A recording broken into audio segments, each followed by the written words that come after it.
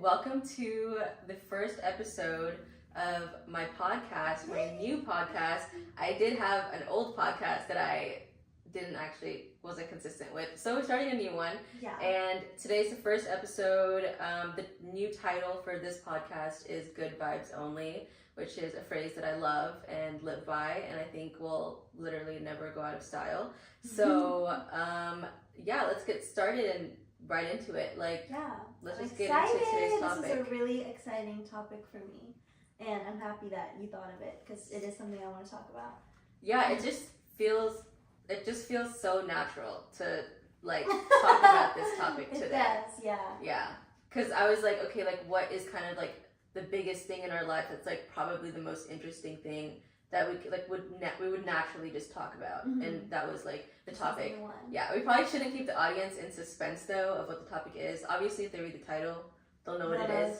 But here, you can introduce today's topic. So today we're going to be talking all about content creation and our content creating journeys, kind of what started it. And I know there's a lot of people. People say it's oversaturated market now. There's a lot of people who I know in my personal life who have definitely considered doing it and never gotten around to it, or a lot of people who did try for some time and then stopped. I think it's something that a lot of us have thought about at least once, just seeing how lucrative it is and seeing how fun of a lifestyle it could be as well. I feel like a lot of kids my age have definitely it's romanticized in a way. And I guess it's pretty rare though that I find someone that I personally know that does it and sticks with it and follows through on it. I know about probably two people maximum who are really, really doing it intensely. And so today we're just going to be talking about kind of the stages and thought process that you go through as a beginning content creator, and also the ways that we've learned things so quickly, the learning curve that we've experienced just in the past couple months of making our content, and other content related things that come up. Yep. I'd say I'm very, very beginner. You've probably taken social media somewhat seriously for a little bit of time at least. A long time. And it was probably also just one of your natural interests growing up, sure. That came naturally to you, you just gravitated towards it in a way that I didn't really care about. I was okay, I really don't spend that much time on it.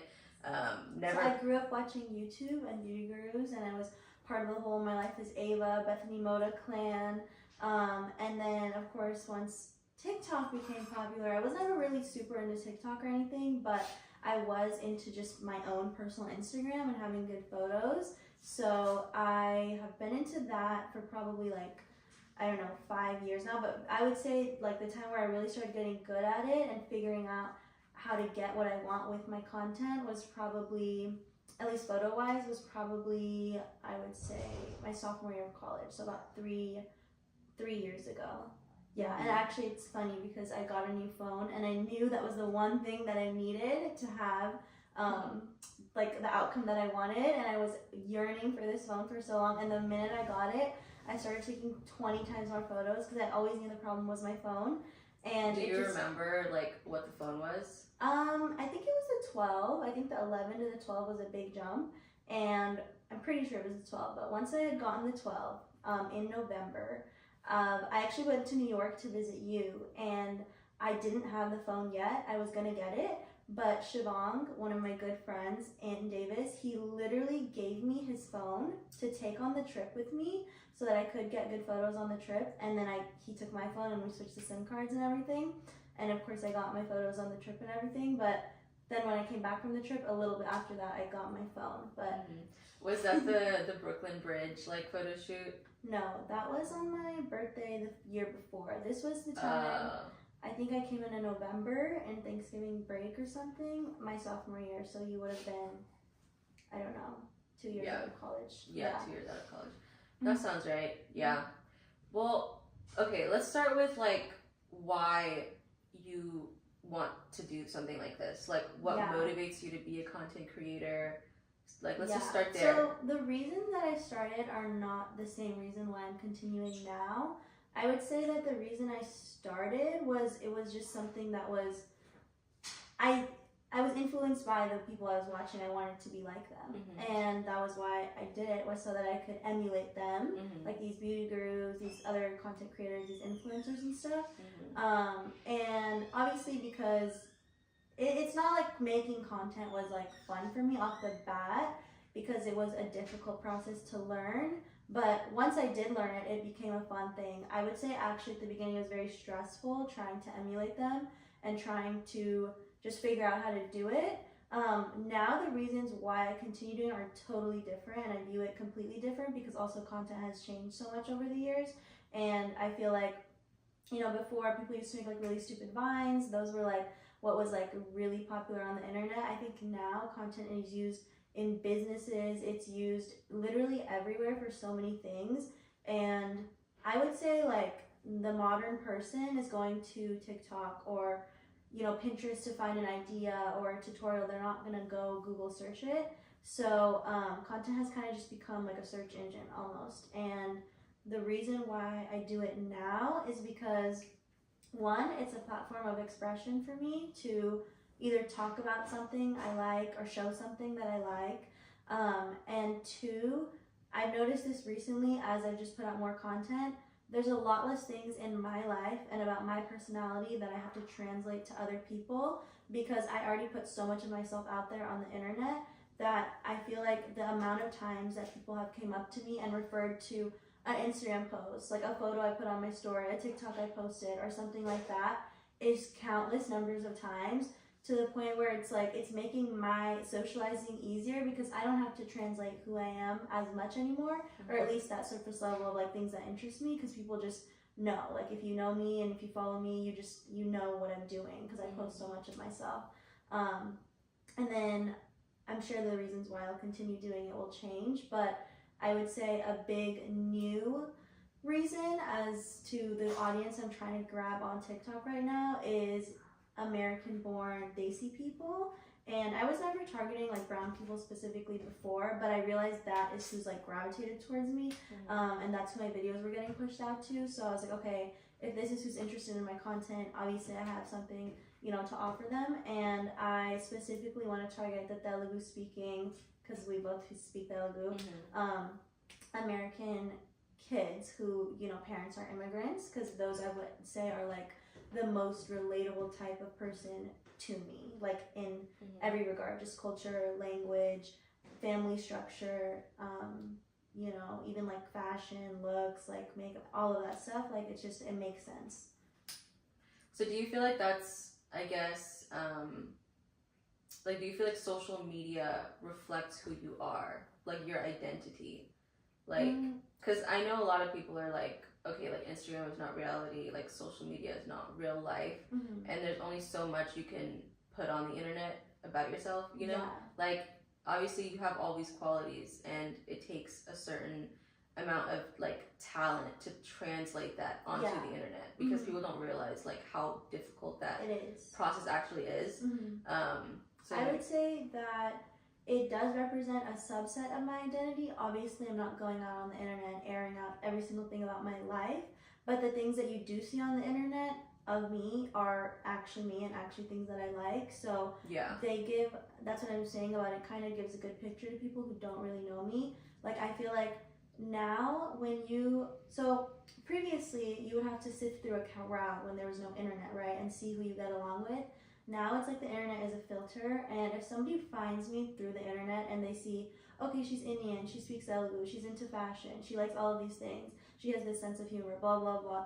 It's so filtered down easily that if they were to like message me on social media and then we hung out, the chances of us getting along are really high. So it's like I've made friends through social media and through the internet and stuff, and they end up being, you know, some of them are not exactly what their accounts like seem like or how I expected them to be in real life, but for the most part, I would say that it's a pretty good match. And in terms of like translating yourself on the internet, it can be hard, and I think it's something that I've gotten a lot better at, and I'm still working on. For example, I make video journals talking to myself every week, multiple times a week. And you know, if I could just post those on the internet, that would be my podcast. But I can't post on the internet because they're so raw and they're so like so much tea. Like I'm you know, using real names and everything, so I can't just post those videos on the internet. But it made me realize, you know, like, this is already so natural for me to do when I have no eyes on me. So once there are eyes on me, I shouldn't change too much. I should just continue acting the way that I would have acted in my private video journal, and try to translate myself that way, because that would be the most like authentic sort of translation. Yeah, I think that's actually one of the like topics or subjects that I find really fascinating to think about is like how filtered or curated should your content be, right? I think that's like a personal decision that kind of like every creator will make at some point, whether consciously or even unconsciously. You know, like some people on the internet are known for being very raw and very vulnerable and kind of very unfiltered, and whereas other people are known for, you know, their taste or like their sophistication and the level of curation and work that goes into the content that they make. Yeah. And so I think those are both like, you know, very different approaches to content creating, but they both work at the same time. Yeah, I think that's the beauty of it, is that you can decide, you know, you could be a super cookie cutter person who just makes tutorials with very cookie cutter scripts and, you know, voiceovers, or you could literally post yourself in chaos in your car after like a stressful situation and go on a rant in your car, you know, and post that to TikTok. So it's just kind of like the audience you're trying to reel in, and whoever is going to be attracted to that type of content, like someone who's like, probably mommy would want to see something that's very structured and normal. And then I would say that like I love following really chaotic creators too, because it's a very real glimpse of like what life is like, because they're just so being themselves on camera. And of course, yeah, they both work, and it's just they're catering to different audiences. Yeah, there's something for everyone. And I think it just comes down to like being your own authentic self, like on the internet. And I think that's why one thing will work for one person and the completely opposite thing will work for another person, because like as long as you're being true to yourself and you're creating content that you personally like feel proud of and like have some like I think sense of like personal like attachment to, I think that will always, like, to me at least, like that comes through in the content that I consume. Is like, okay, this person's not trying to be someone that they're not. Like, they're obviously like this, like, all the time. Like, this is their actual personality. But then you'll also see people on the internet that are, like, internet personalities, you know? Like, social media personalities, which I always think is super interesting, because you can tell, like, there's some famous examples of this, and I'm not going to call any of them out by name specifically. But, like... Okay, why not? I just don't think it's necessary, but like they've obviously altered their voice in some way, like because people will post like, oh, this is what their voice before the internet, or Britney Spears. Like this was their voice before social media, like before they got on social media or like became an influencer, and they like completely just like rebranded themselves, kind of like invented what their voice sounds like, which is interesting to me. Like, it's an interesting approach. Like I don't think I could do something like that. Because first of all, it's just so much. Actress, and like you mentioned something about personal attachment to your content. I actually see a lot of people on TikTok giving advice that you shouldn't be so personally attached to your content, and like if you film something that you really loved, scrapping it because you know it's like not really gonna do well or reach anyone would be something you should consider doing, considering that you're trying to go viral or like have a following. If you're just doing it for fun and like you love that it's you and you like the video so much, go ahead and post it even if it doesn't get traction. But I think that there's also, you know, an element to content creation that doesn't have to be quote unquote like authentic, in the sense of like you could be acting out like something. Like, for example, if I'm trying to cater to a different audience, it's not like when I start the video I'm just going to completely be myself. I'm going to like probably have an organized script for it. But I would say that that's like another side to content creation, is not just being yourself but also creating things for a certain audience. Like if I had to create something for a business, or if I was creating a cooking video or a tutorial or something, that would just be a very different sort of like personality. I wouldn't be showing so much personality. I'd be just kind of getting to the point. Yeah, like that's another, I definitely agree with that completely. Like that's something that I've thought about, is that like I think the videos and content that I see that tend to do well, one of the things that the creator probably thought about was like, obviously their audience. Like the more you think about, okay, who's going to be watching this? What kind of person is going to be watching this? What are they going to like about it? And what kind of value does it add to their life? And like the more that you seriously think about that, and you're not just like in your own individual bubble of like, okay, this is what I care about, and this is what I'm going to post because it's what I care about. It's also like thinking about what other people care about. Yeah. But again, it's such like an interesting balance because you can go too far to either side, right? You can go too far to like being way too weird, like way too like yourself, like, oh, I'm just being like my authentic self, which I mean, to each their own. I'm just talking about like my perspective on it is like, okay, I'm just this unique, special human being and have something unique to offer the world, and that's all I care about.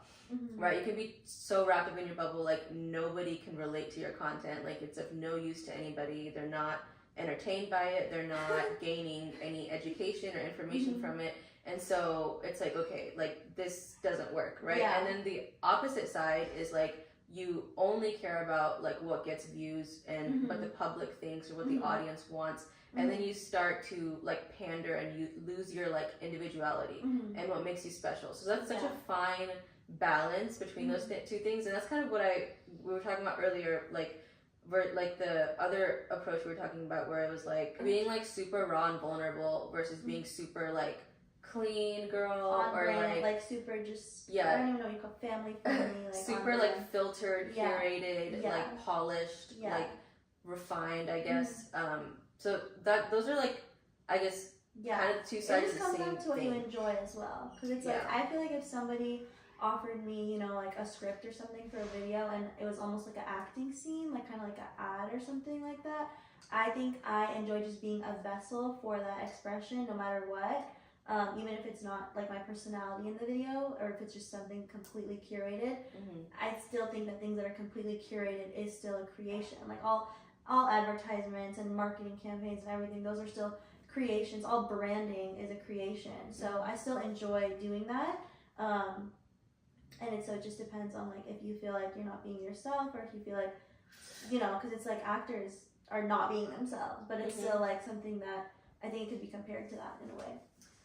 Yeah, definitely. I think it's like, what role do you play in the creation process, right? Like that reminds me of like models, right? Who don't design the clothing, they don't design, I guess, even the photo shoots or what the outcome kind of is. They're the muse. Yeah, they're just like, kind of like an empty canvas, and people will use them in whatever way they please, right? Exactly. And so that's the same thing for like actors and actresses, where like, like you said, they're that vessel through which like the art is produced, and they're obviously an integral part of the creation process. But like, it's the actual writers and directors and producers that actually do kind of all of the like at least like intellectual legwork in terms of, okay, like what are we actually creating here? And both parties are very necessary.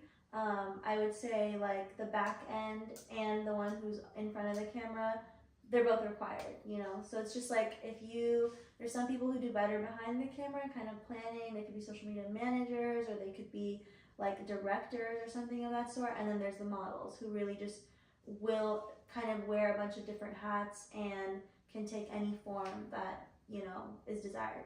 Yeah, so let's bring this back to like, I guess, more of like a personal conversation. So for you yourself, like where did you see yourself in that like whole like world of like, okay, there's social media management, there's the models, there's the marketers, there's all these different things you can do. What appeals to you the most, do you think, or like what do you feel personally the most drawn to? I don't think I have too much of an interest in like managing it too much. I definitely like to be the face of things, and I definitely like to be directed as well.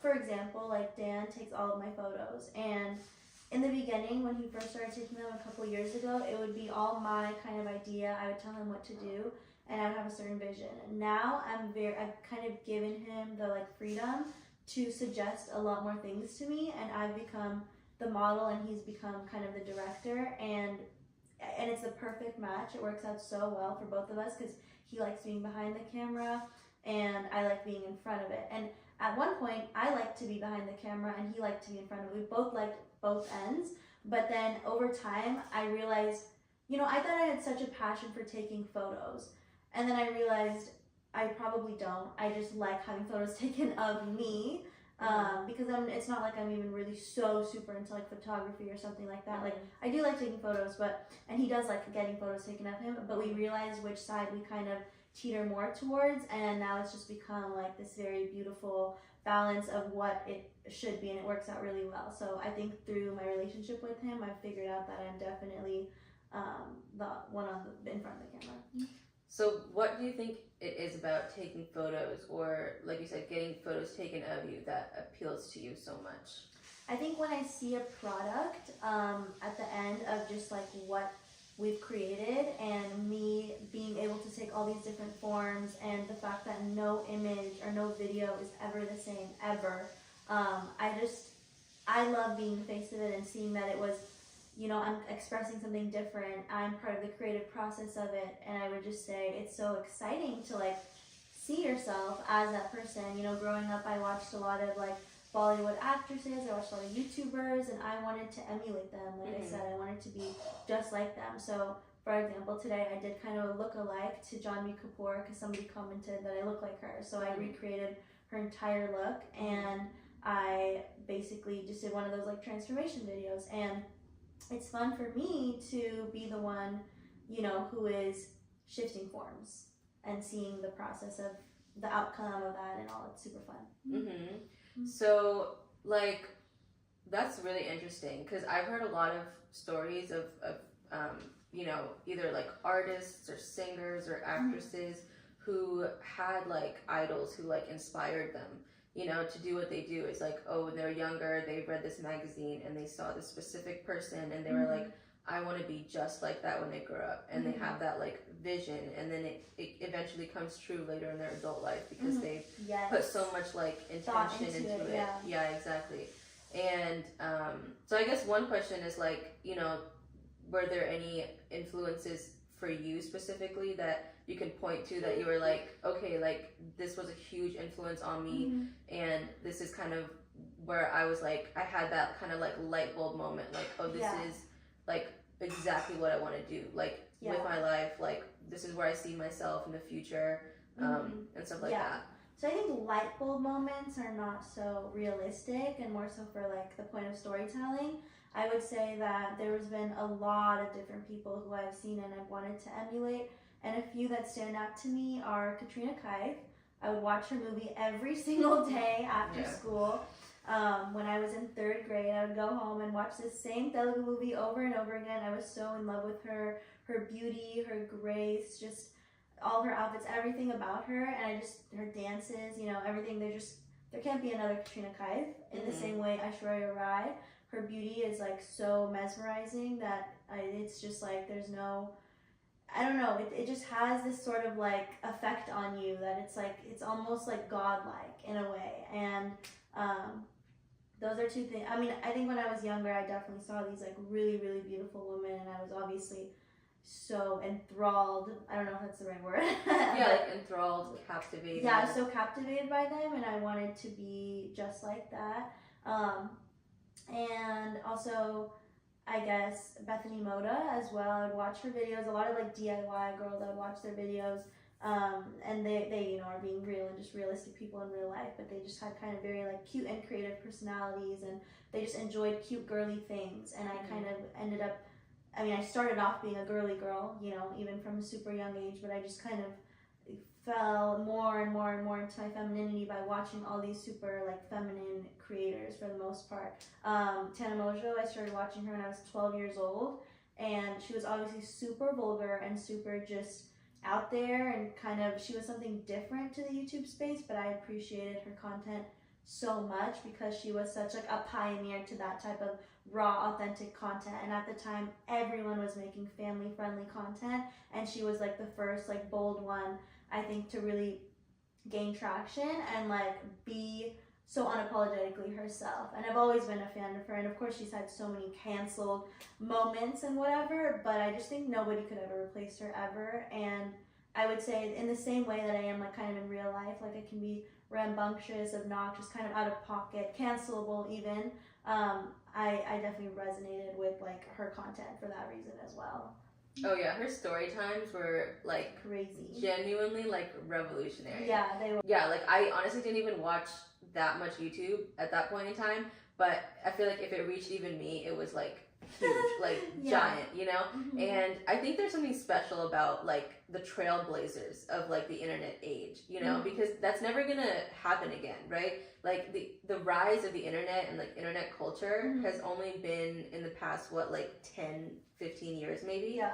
I would say, and so in the past 10, 15 years, like those first people who did everything, like I just don't think like you could replicate that or like recreate that. I feel like now we're kind of in an age where like you see a lot of people trying to be like one of those people, right? It's like even me, like with the podcasts and stuff, there's so many huge influences in the podcasting world and the social media influencing world that influenced me to do something like this. And so in a way it kind of feels like I'm trying to be like one of them, obviously. Like I'm obviously like following a path that they have already paved for me, and so it's like you kind of have to give credit where credit is due, where like those first people who really did those things and were like, wait, like this actually gravitates, like I actually gravitate towards this, and we're actually like courageous enough to do it, and kind of like made that way for everyone who does it now. It's just I think like they really do deserve that like recognition and credit, and they do get it for sure. They do get it. And I would say that as like everything in the world is constantly changing and just like the diversity of humans, I definitely do see content creators that are like new or different, or they're starting something new for our time period. And of course it's all kind of the same thing in a different font, but I do think as just the world changes and there's new trends and new technology and new ways that humans live, they're definitely, I don't think like it's like they have paved the path and like nobody could ever be anything new or different ever again. I think just like the creativity that comes from humans, and it's kind of an infinite, endless resource and supply. I get what you're saying with like people are copying each other and all of that, but I think there will be more people just like that in the future for in a different context with a different sort of platform or different technology. Yeah, and that's to say like that all the new like podcasters, influencers, like people that are doing what just one person started doing at some point in time, like that's not to say that they don't have a tremendous amount of like value and something to offer the world, you know? Like obviously they are putting themselves in a category that has kind of already been created for them, like okay, like I am a comedian, I am a stand-up comedian, or I am a, you know, digital writer, or I am a whatever, like content creator, influencer, podcaster even. So it's like, you know, you have that, but then like you said, the potential is endless, and that is something like kind of, you know, magical and beautiful. It's like kind of the infinite potential of human creativity, and how like you think like you know, I just admire like artists, writers, creators so much just for that quality.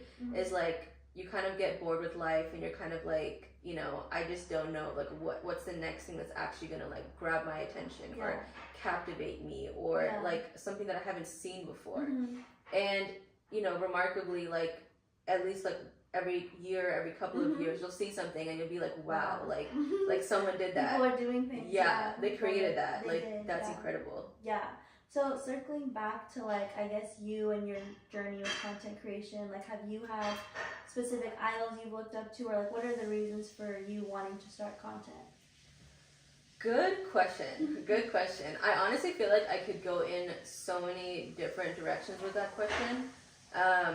Like for me, it's just such an interesting scenario. Like I don't think if you had asked me like 5 years ago, or maybe 10 years ago, like could I ever see myself doing something like this? I would say like absolutely not. Like I did not put myself in that category at all, because like if you even look at like my online presence, I honestly didn't start posting anything really even consistently until I was like 26 years old, which is like... But did you have a desire to?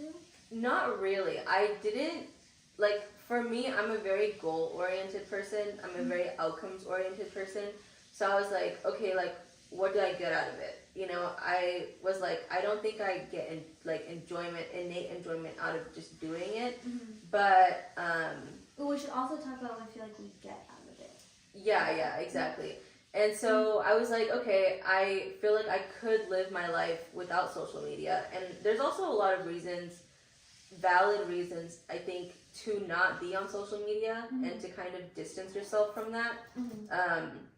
I think it's become a little bit difficult to avoid in this day and age. Like, I think internet culture is almost synonymous with just culture at this point, because it's just so huge, and everyone collectively, like the collective consciousness, that's like the biggest, like a huge part of it. So it's kind of difficult to even participate in society at this point if you aren't online. True. You know, it is. So I was like, there's only so much of it that I actually can avoid. But I did think like there were, I don't remember their names, but there were certain people online whose message, they gave like TED Talks and went on podcasts and stuff, and they're talking about why you should get off of social media right now. Like, what is this doing to your brain? And there's some great arguments for why you should at least like limit your screen time, limit how much you're consuming, or at least like curate what you're consuming, right? You've talked about this before as well, like how what you consume really can affect you on a deep, like spiritual, mental It does. level. I mean, it's the information you're seeing, it's what you are putting into your machine and your brain. And I think that all these people who are saying, you know, these damaging effects of social media, they are referring to the average person who mindlessly scrolls through social media. But I say that if you use social media as a tool and you only follow people who you really, really love and you're really inspired by, and when they pop up on your feed, you're like, this is cool, and it's not just like a bunch of random people you knew like 5-10 years ago and you're kind of just scrolling through whatever because you're bored. And social media is a great tool to propel your creation, because you have to consume to create. So you can choose carefully what that is that you're consuming. You don't have to be a mindless consumer and, you know, kind of screw up all of the content in your brain and the way you think and everything. You can kind of filter through it and realize, like, this sort of content makes me feel bad after I watch it. What do you feel after you put your phone down? This sort of content made me excited to do this new idea or try out this new thing. And it's just all about observing how you feel after you scrolled and after you were on the internet, and then curating it to the best possible outcome for yourself. Yeah, I agree with that 100%. Like, I think it's all about like consuming consciously, whatever it is, right? Whatever you're consuming, food, internet, like stuff. It's just doing it as consciously as possible. I think will yield the best possible outcome for most people. And and on a separate note, most people are getting drowned into kind of the noise of social media and just what they consume, and they aren't conscious consumers, and that is what is causing all the mental health problems and insecurities and comparisons and doubts and whatever, and also just a waste of your time. And it's very easy to fall into that bucket. So all of that kind of just relates back to being conscious, and that will obviously improve every area of your life. But since social media is such a huge part of all of our lives, and the internet is such a huge part of everyone's lives, it would, you know, be better for that reason as well.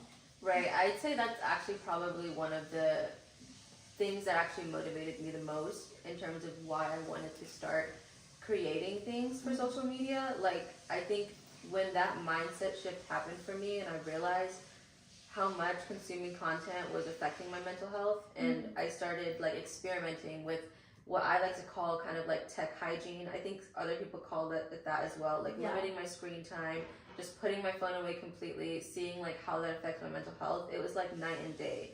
Like, if I just put my phone away for 24 hours, I feel like an entirely new human being, like completely new human being. And I was like, this is having a much more serious effect on me than I could have ever imagined. And I took it so seriously for those reasons, right? Like, everyone like around me was like, why are you doing that? Like, that is so weird. Like, who said that? I think like if every time I'd say like, oh, like I put my phone away sometimes because like I just do that sometimes, like it's like a habit that I have. And sometimes people would like respond kind of like, okay, like that's interesting. Like, not everyone does that. just like people in my life, like even like members of our family who would like get annoyed at me, right? I think it's much like you're not reachable. It's not Yeah, like it's you're like, putting it away. it's like, okay, it's like that you're not able to be available reached. 24/7 to everyone too. And that's like something that I realized actually isn't that big of a deal.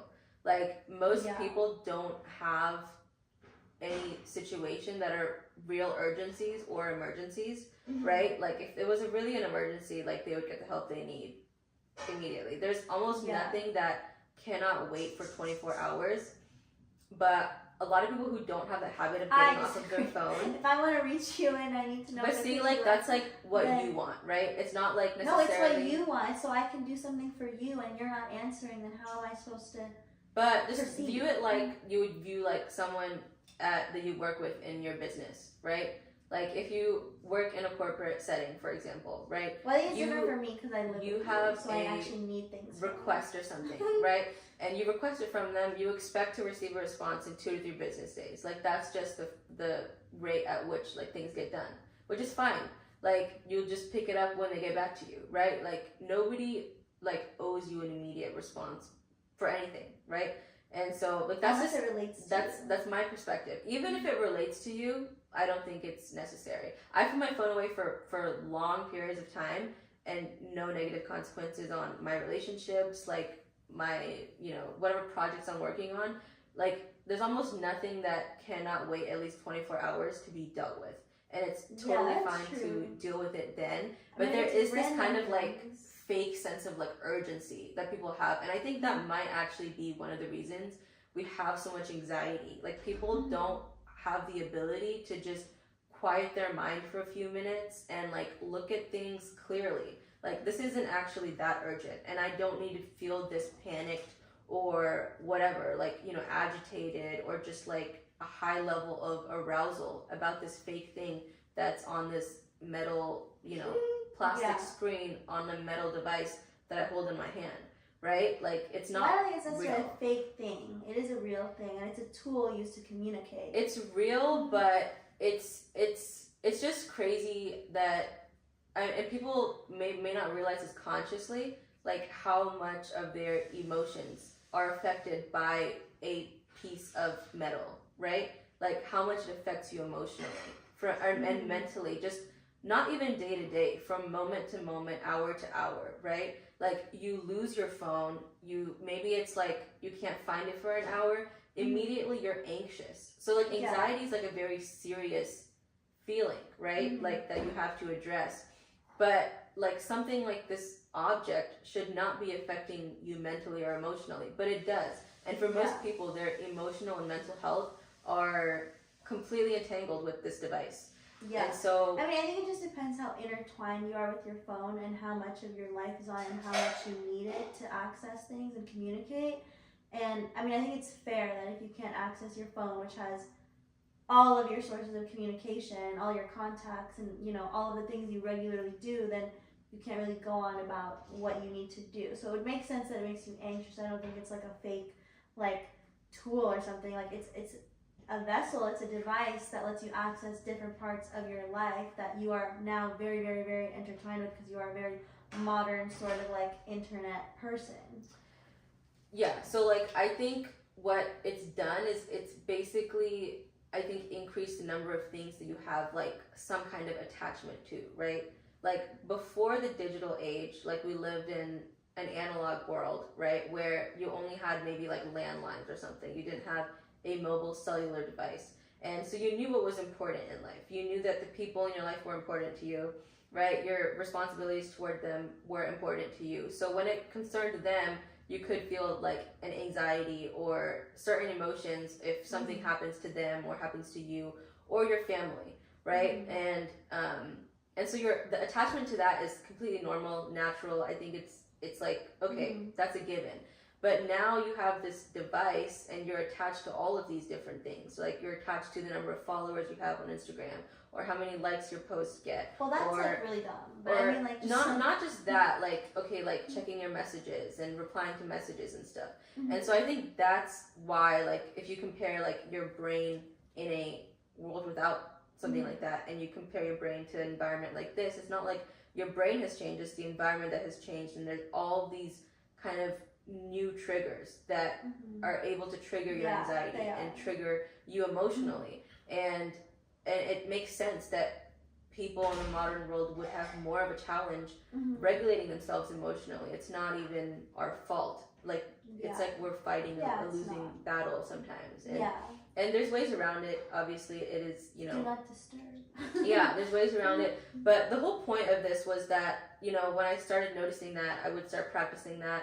And I realized, like, okay, I don't think consuming content is actually making my life better. Because I consumed tons of, like, self-help content, tons of content that's supposed to turn you into this, you know, perfect person who's, like, successful, intelligent, you know, whatever, all these great qualities and stuff. And I realized, like, I just don't think that's the answer. Like, I think if whatever changes I've actually made in my life, those were kind of more self-motivated and self-driven. It wasn't necessarily like I consume this piece of content and it turns me into this healthy person. It was like, no, like I really had to focus on the goal. And I take, like, you know, steps, and maybe I look up some content for information, but you know, you're kind of like the agent of change in your own life. And so I realized that was one of the things I realized. And the other thing was, like, creating content, producing content makes you much happier as a person compared to just consuming it. And so, like, my message to people in general is, like, to do more of that than to consume it. I think create and produce and consume less. And I think, like, everyone should do that, because, or that's just my view personally. Obviously, not everyone has the leisure or time or money to create content, but I think social media itself, like, the most benefit that it has for the individual comes from being a creator and a producer. And so I think if you are someone who wants, like, you know, to gain the benefits, like maximize the benefits of something in your life, I would say for the average person, for the average consumer, like, you're kind of on the losing end of it, right? Like, you lose your attention, you give up your time, you give up your money to people that are making money off of you. Yeah, which is fine, because that's the exchange of energy that you're doing. I don't think it's necessarily, like you said, the consuming of content is not going to make you the super successful millionaire. You have to couple it with the action and actually changing your life. It's just the content is now kind of penetrating your brain more, so you might start thinking differently.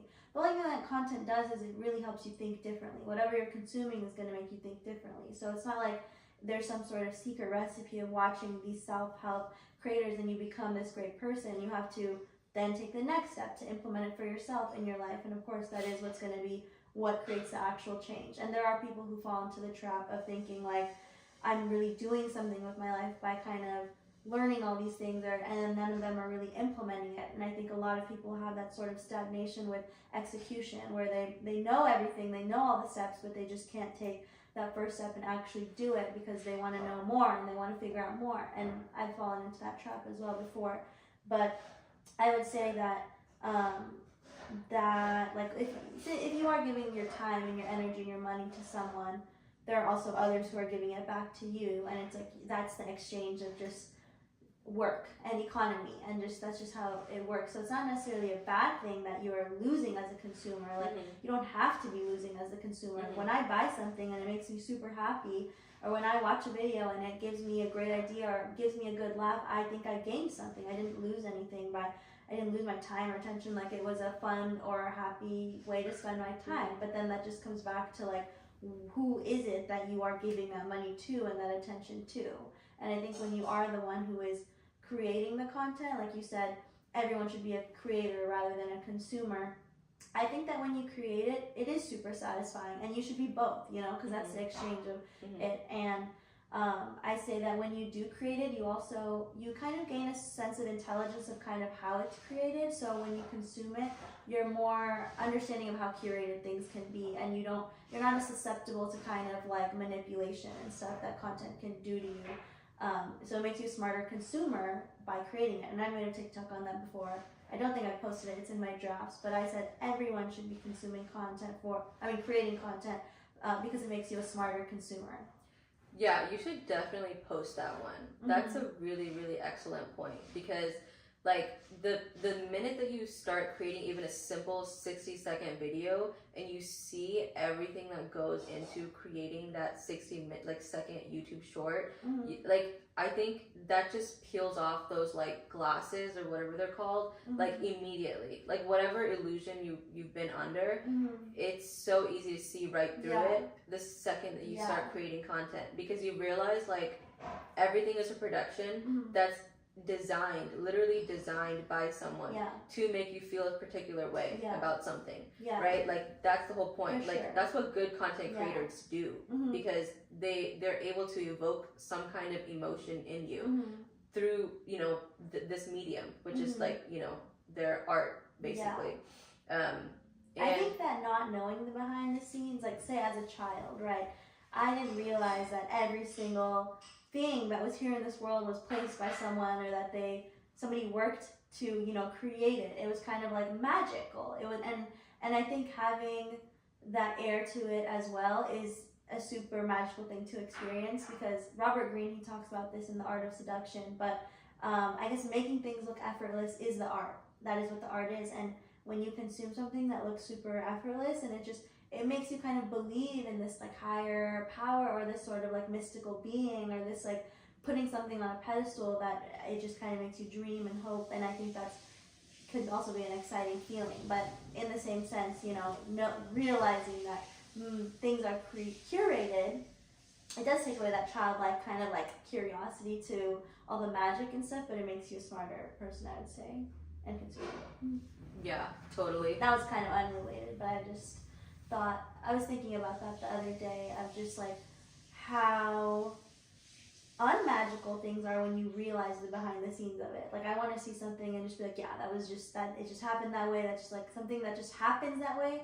That's what he was talking about. It's that quality of seduction that really attracts you to something like that, that it looks so effortless. And to present yourself in this effortless way is kind of, I guess, a tactic you could use to attract people, or kind of get them intrigued into your character or who you are, even though you know you're going home and you're like planning all of these things out, and you're being like this person intentionally, you're being them, but somebody who doesn't know you or know that behind the scenes, you could appear as like a very alluring character to them, because everything kind of just seemed like it just happened and you just are them. Yeah, no, that makes total sense that he would write about that in The Art of Seduction, because like effortlessness innately is very magnetic and attractive. Like people just think that you are this amazing, special, unique human being that's like beautiful or whatever. Just you were born that way, right? Like you just came out of the womb looking like a model or something. And they're like, oh my gosh, like this person is like up here and I'm like down here. Like I'm just this normal, ordinary person. And this person's up here, and meanwhile this person is spending 4 hours every morning to get themselves ready to look that way, right? And to make people, you know, hold up believe that character, right, exactly. But I also think that's kind of where the value of all of this comes from, right? Is like the people who create content and are able to achieve that particular outcome of like, okay, I have succeeded in making this look effortless and making it look like this is real life, like it's not, you know, fake or an illusion or something, because that's what an illusion is, right? It looks real. It's not real, but it looks real. And so when you, or there's more to it that meets the eye. When you like master the craft of creating that illusion, like that's when you kind of become a great content creator. Yeah, exactly.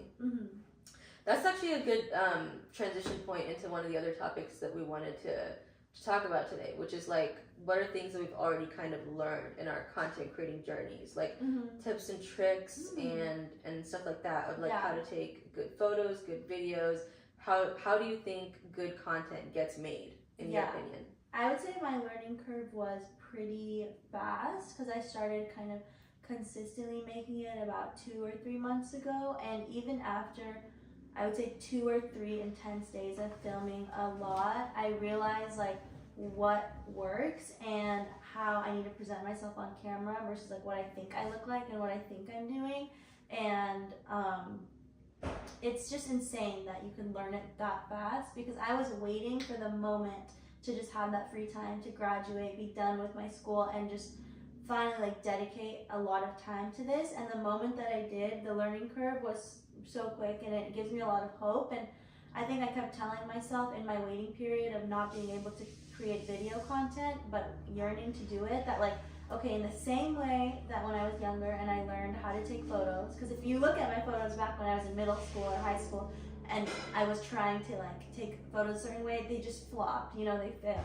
And then over time, I figured out how to actually do it. And I was like, okay, I just need to, I was scared. I didn't know if I could like actually be a content creator or even produce a video. I didn't have experience with the video creation, I just had experience with photos. So I would say I just kind of applied that same philosophy to ease my anxiety of like, I'll learn it in the same way I learned the photos. It did seem more complicated and kind of a bigger monster to tackle because there's more moving frames and a lot more going on in the video than in a photo. But I would say that the main things that I've learned, I mean, everyone has been saying this on TikTok too, and it's all over TikTok shop, but having a mic, you know, having good audio, having a ring light, having good lighting, and there's one more thing. But those are the two biggest things in the frame of your video. I would say a lot of times when I watch just a random person from high school's video or someone who's not a content creator, they don't have any of those things, so the video ends up looking very unprofessional and just kind of messy.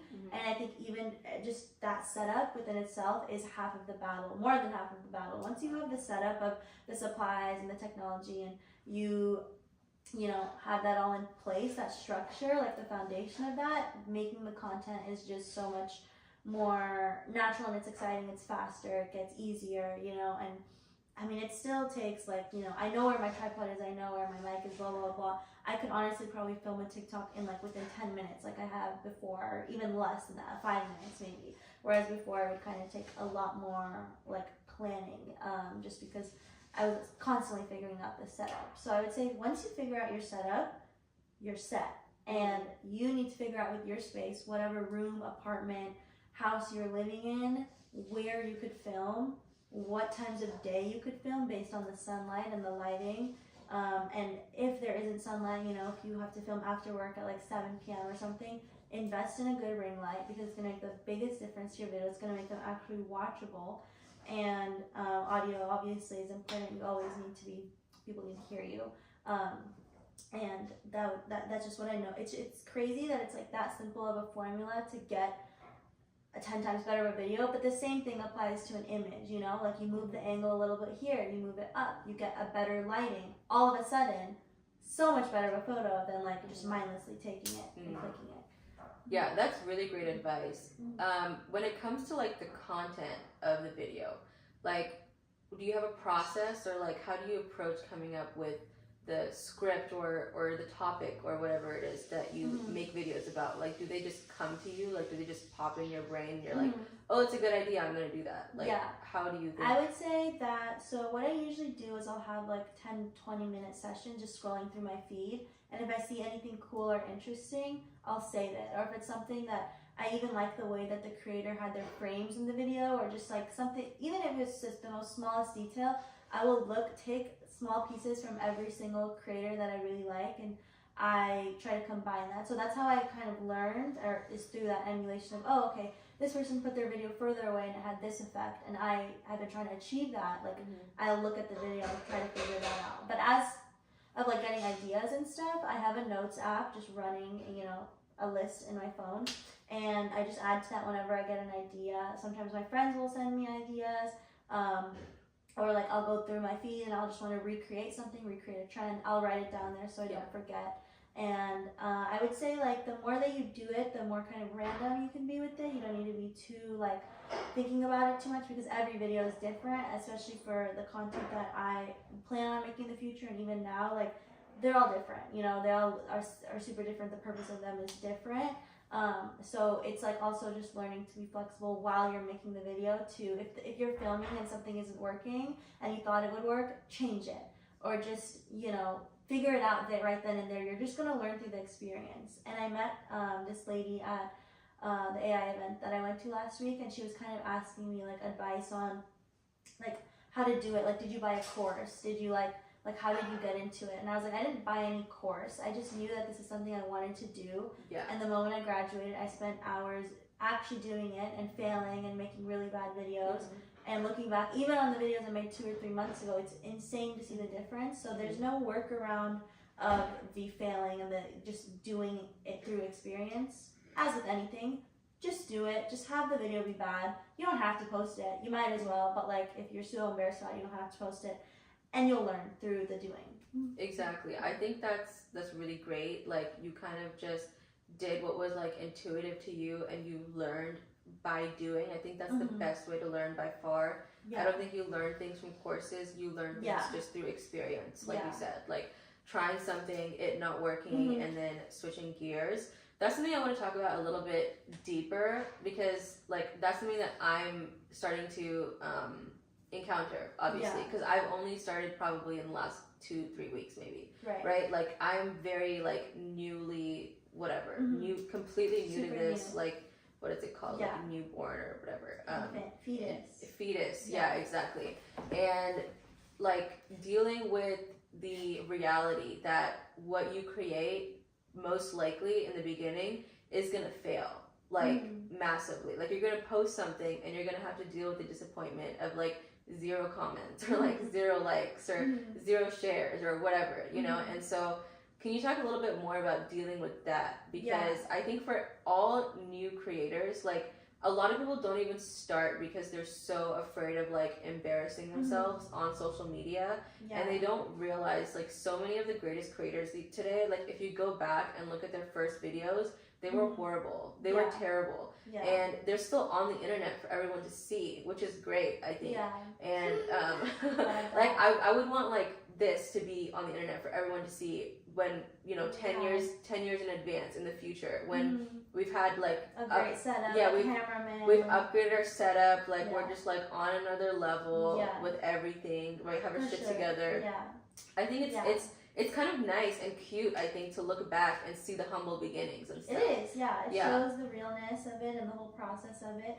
I would say that yes, that's the reality you have to face. Like it's not going to be, you're not going to go viral the first video that you post, but I would say that over time you start to become less attached to your content. And my biggest piece of advice would be just create another video. Like yesterday I spent a long time editing one TikTok and I posted it and it did not do as successful as I wanted it to do.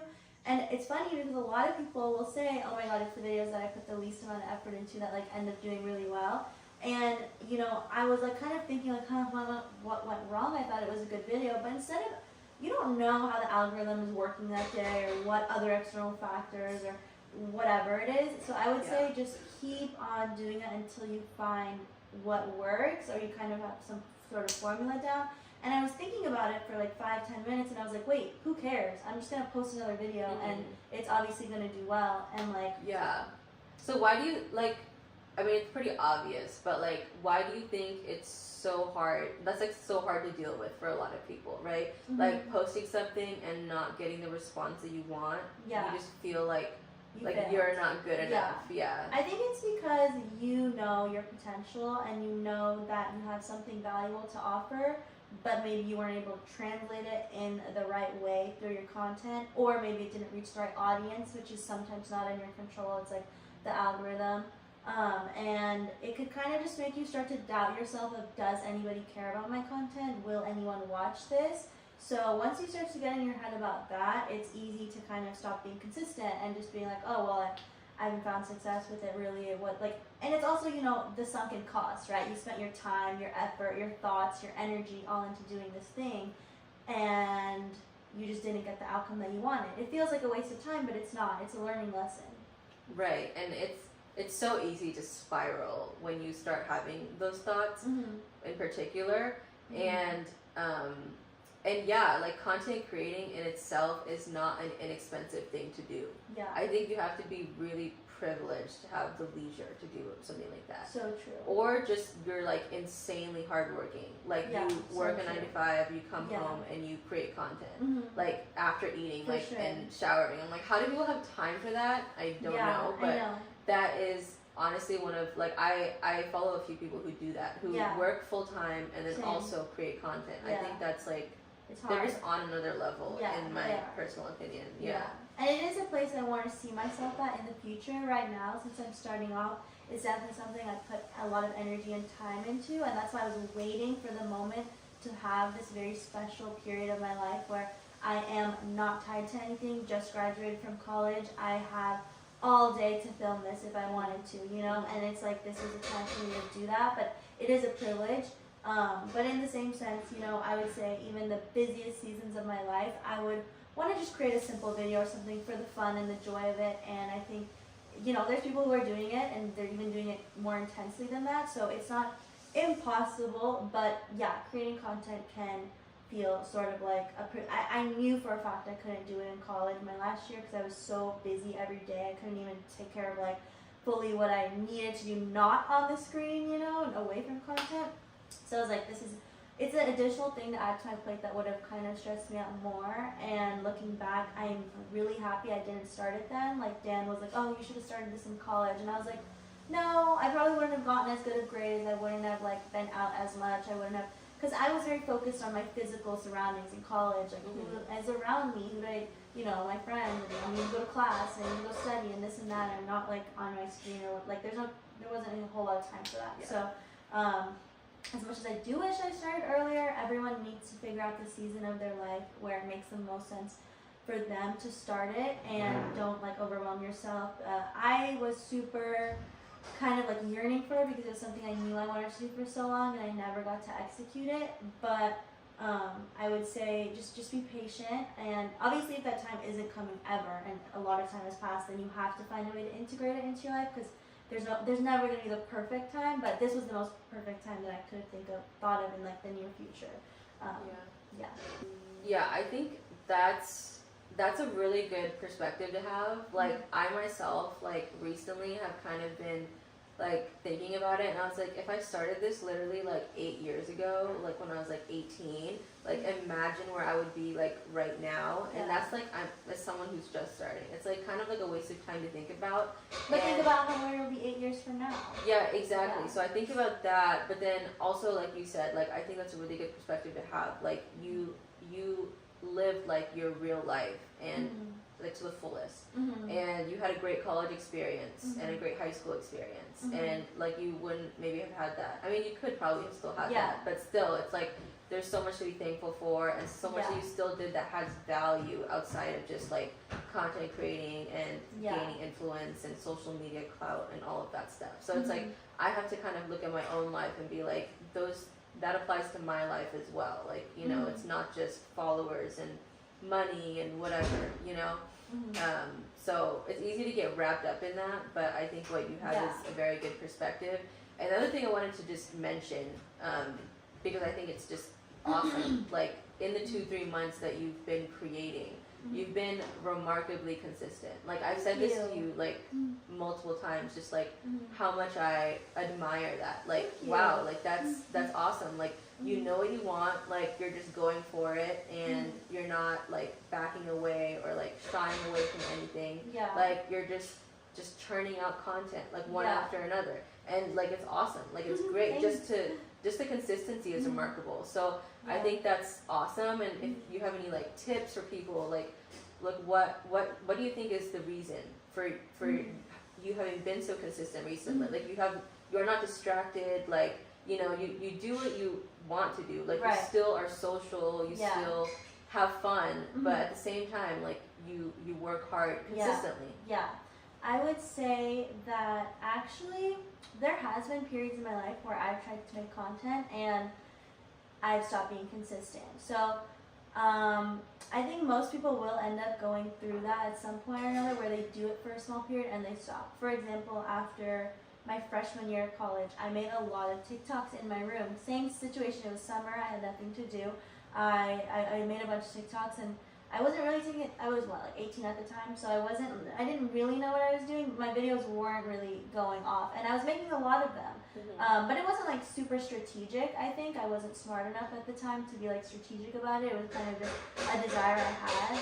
But I saw someone on TikTok say, like, if you want it bad enough, like, you will be consistent with it. And I realized, you know, like, for you to prioritize this thing, I understand what comes with it and where my life could be, what my life could be like if I do stay consistent with this thing. And keeping your eye on that vision and that goal is like, it's night and day. Your life will be completely different, you know? So if this is the one thing that you have to do and discipline yourself to push through that, just think of all of the fruits of your labor that will come about of you doing this. And you have to always remember the why. It sounds so cliche, but why? Why are you doing it? Like, what do you want to get out of it? Who do you think you'll be once you have a platform? For me, having that outlet of expression is the biggest gift I could have, like, on this earth before I leave. And one of my professors was telling me, like, you know, whatever, he's been working for a while. He's also the CEO of a company. And he was saying how, like, before he leaves, he wants to have a greater impact. And he kind of wanted me to help him with his social media.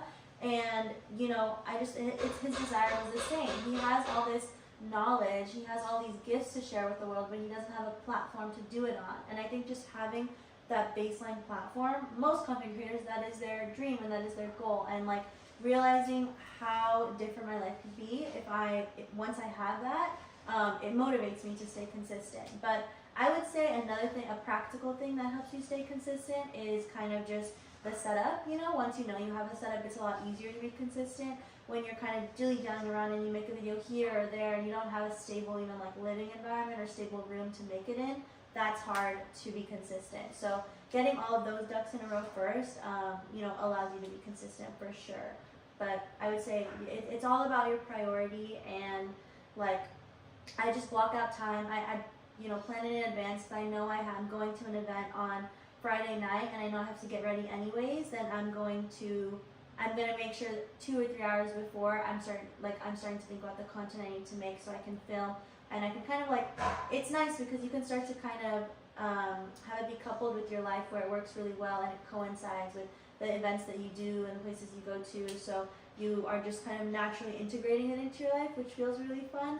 But another thing that one of my content creating friends mentioned that I want to mention is, just because you're getting ready, you're going out, don't feel like you have to make content out of it every single time, because that could be when it starts to get kind of like draining and it feels more like a chore. So have fun with it for sure, and definitely be strategic about it. You have to find that balance of being fun and spontaneous with it, but also being strategic and planned, and don't be, you know, expecting yourself to do it every single day when you feel like crap. But another good tip that I can give is that you can have days where when you're really, really in the mood for it, film a bunch. And later on when you're, you know, not feeling it, you have a lot of drafts to go back to, a lot of things you can edit and whatever. It's not like you have to go get ready again. You have a lot of things to work off of. So that's like another strategy. I think that's a really good piece of advice, and that's something that I've noticed about my own kind of creative process, that if I get inspired by something, I have to act on it like immediately. Mm-hmm. If I don't act on it within like a day or two, it just goes away. Yeah. Even if it's like I've written it down, it's in my notes, it you just don't have doesn't the same spark of like wanting to, the desire to do it. Yeah, exactly. It doesn't have that same like pull on you as it does like the minute you're you not have in the same idea. frame of mind. And it's the best to create it when you're in that frame of mind, because then it just ends up turning out so good, and just, you were in that element. Versus like, okay, let me get up today, do my makeup, and do this idea or whatever. Yeah. But there's a balance to it in the sense of like, there needs to be some sense of organization to your creative process, but it also needs to be creative and spontaneous. Right, right. And the best artists that I know, like, really have mastered that, like the art of that, right? Like is being a free spirit and being creative and spontaneous, but then also just having like incredible discipline and consistency. Yeah. And I think that's what makes an artist successful, right? Right. Like, the discipline is required for any field, you know, no matter what you're doing, unless you just happen to be extremely lucky, like you have to be consistent with whatever it is that you are trying to build. Period. Yeah. And like I think when it comes to artists specifically, that may not come to them naturally, right? Yeah. Because they view themselves as these kind of like these eclectic, sort of disorganized, almost like very random, spur of the moment type of people. Yeah. So that could be something they struggle with, whereas someone who's super, I don't know what it's called, type B, type A, whatever, super like just needs to have a plan for everything, they're gonna have the struggle on the other end of just create it when you feel like. When you feel that sort of inspiration, don't wait to plan it out and wait to whatever. You don't need so much planning. Yeah, I'd say have the discipline to do it consistently. Like with writing, for example, I'm trying to get more into writing these days, and like a lot of the authors and writers that I look up to, like the most consistent piece of advice that I'll see is write every day. Like you're not going to feel like writing every day. You're not going to feel inspired to write every day, but you have to have that discipline of writing every day, getting some ideas out on paper, just for the habit of it even. Getting into that routine. Like, okay, I'm going to be producing something consistently. And getting into the routine allows you to have more of those spontaneous moments as well. Even though you are forcing yourself, you're putting yourself in the same kind of mind frame over and over again to where more sparks will come. Right. I think that's so important, and a huge part of like habit formation, routine formation, and people don't realize how much your environment plays a role into that. So if you sit at the same desk every single day, turn on a specific lamp when you write, right? When that lamp goes on, your brain knows it's time to write, right? So putting yourself in that mental state of like, okay, I've entered my whatever mental palace, and this is where I'm gonna do my work for the day and stuff. And I think that's incredibly important. And going off of what you were talking about earlier, kind of about like what motivates you, what drives you to do this, right? Like your long-term vision of who you want to be and stuff.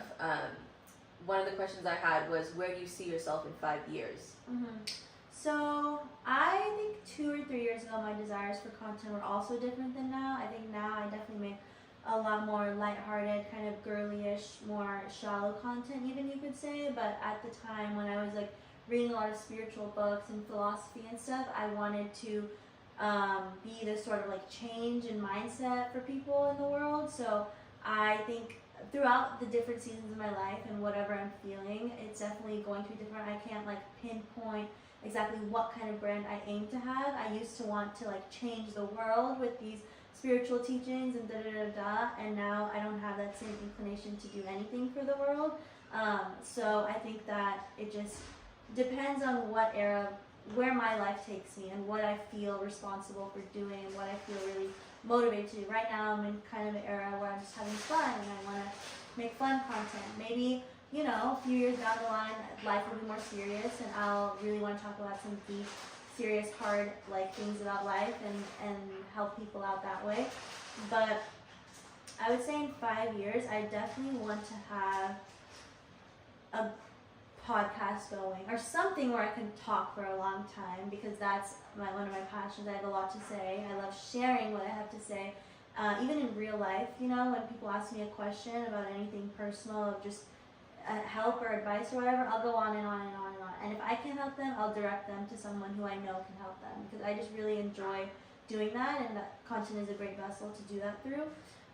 So definitely just a platform of expression is my overarching sort of umbrella, but what that looks like, I can't say because I don't know where my life would be in 5 years. Like, you know, if I have a family or if I'm living in somewhere else, like maybe that's definitely going to shape the sort of content that I make. But I'm going to continue, I think probably, you know, I've always been into fashion, makeup, those kinds of things. Yeah. I'll always kind of make that lighthearted content on the side, because I don't see myself ever not caring about, you know, just maintenance or upkeep or how I look or being girly or any of those things. And those are just very contentable things, so that'll be forever. You know, any age can do it. You can be 50 and be like, how do I keep my skin looking young, blah, blah, blah. It just, or you can be 20 and you can be going out to a club and wearing a skimpy out. It's just like for whatever age and whoever you're catering to. 5 years, I don't know, because I honestly just see where life, I'm just gonna see where life takes me. But I do want to have a brand, obviously, by that point. Yeah, I think that's a totally fair and very honest answer. If there was like one thing that you would want to be known for, do you have something like that already? I think if I can just go based off of what people already kind of know me for, I definitely have mastered a very kind of clear makeup base that photographs really well, and all throughout my life, probably for the past couple of years, that's just a repeated compliment over and over and over again that I get. So, and it's something people struggle with. So I guess that's like one thing that you could say looks-wise that I'm known for.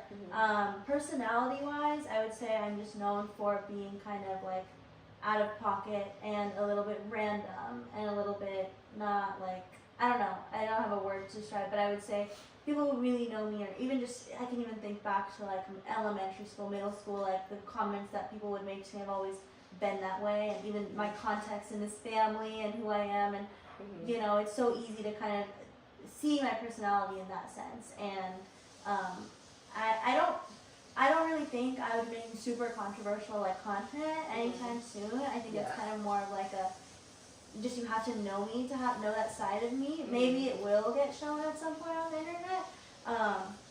But I would say I'm also known for my femininity for sure, and just girls asking me anything relating to those types of things, anything that falls under that umbrella, and girls asking me advice for that. I had a lot of girls just ask me all the time, how do I do this? How can I do this?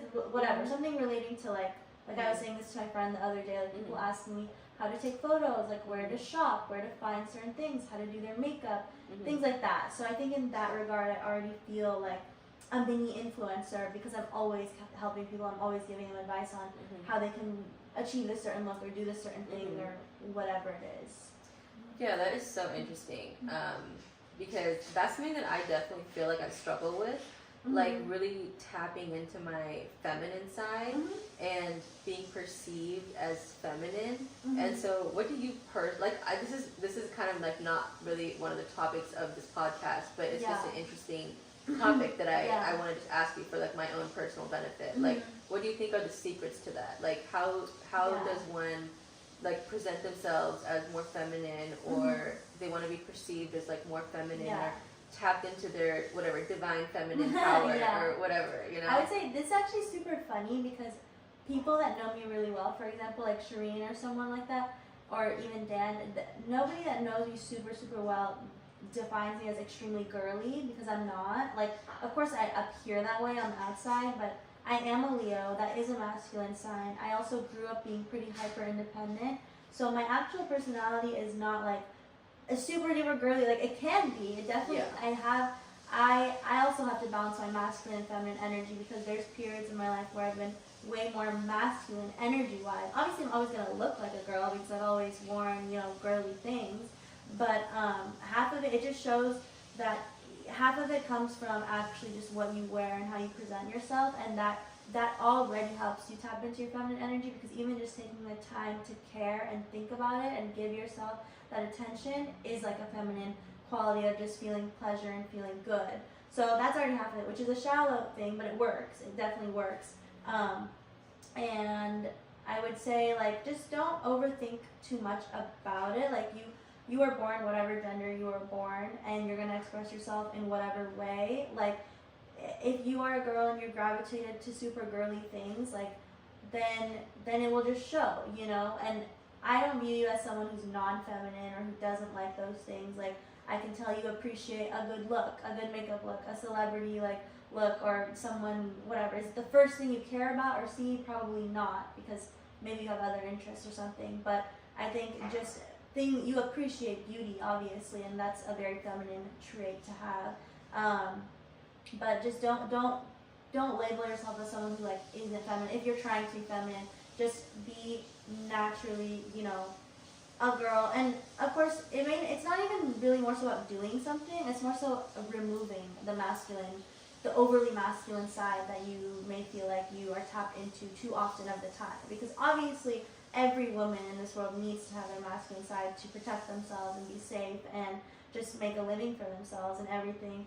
But it's just like, how often are you in that mindset, and when you really allow yourself to kind of just enjoy something for the sake of doing it. And I think you do allow yourself to do that, and that's a very feminine trait. Or a lot of, you know, feminine qualities kind of just built off of this sort of like we are these vessels of like pleasure. We bring so much creativity to environments. We bring so much sort of randomness too. And if you see the way that like men talk, they're not so random with it. When a girl is talking to her girlfriend, it's just so all over. It's like we have this enthusiasm, this like excitement, this liveliness within us.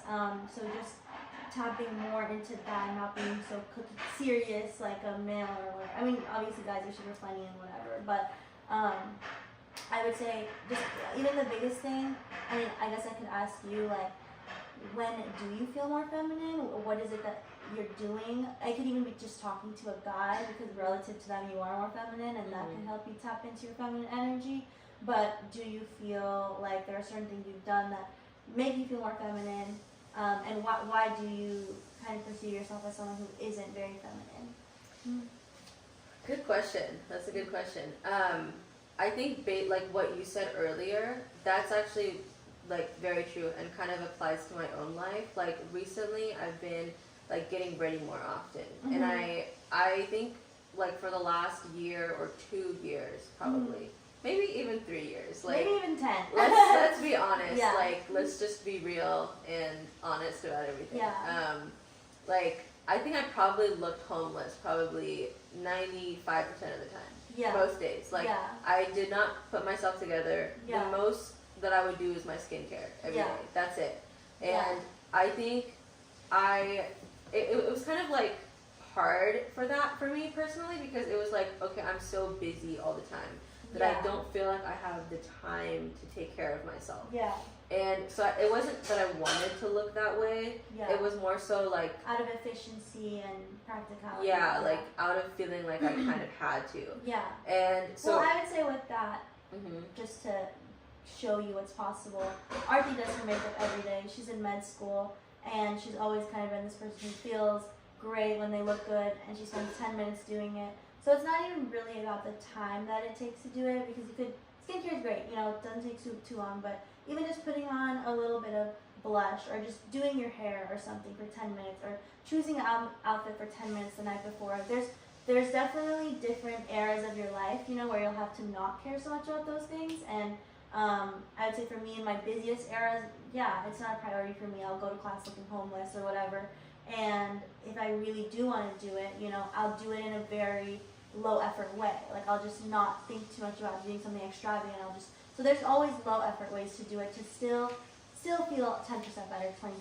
Yeah, and that's something that I kind of knew and like forgot. Yeah. And it's such a simple thing, and you feel so stupid for like forgetting that. Yeah. And you're like, yeah, that totally is like an illusion that like I don't have time to get ready in the morning. Yeah. Because when you do get ready in the morning, you just have more time in the day because your energy is up, right? Exactly. Like, it's actually an investment that you make in the early part of your day that allows you to live a completely different day. If I go to campus looking like dog shit, I don't want to run into anyone. I don't want to have any human interactions. If I go looking cute, I'm looking around everywhere, looking for people. I want people to notice me. I'm going up, sharpening my pencil in front of the class. Like, the trajectory of your day is different, and that's the return you get on self-care. And that's why it's not a cost. It's an investment you make, and there's a great return on it. Right. And like that's what I've realized recently. Like, once you get in the habit of doing it, it really doesn't feel like that much of a chore. It doesn't feel like it's taking an immense amount of time out of your day. Yeah, it's just a habit. Yeah, exactly. And the other thing that I wanted to touch on was something you mentioned earlier, was like balancing your feminine and your masculine, because like I think that kind of defines a problem a little bit better, actually, because it's not so much you want to be in your feminine all the time, but it's like you're too much in your masculine energy and there's no like feminine to compensate. Yeah. And so you do feel a little like off balance, you know? And so I did notice that, like, just also it would manifest in your dating life, right? Yeah. Like in your dating life, you don't feel as beautiful when you don't feel like feminine. At least for me personally, because I'm a woman, right? Yeah. If I don't feel feminine enough. Not the disclaimer for like the non-binary people. I mean, yeah, like obviously, like that's what I identify as. Yeah. So it's like,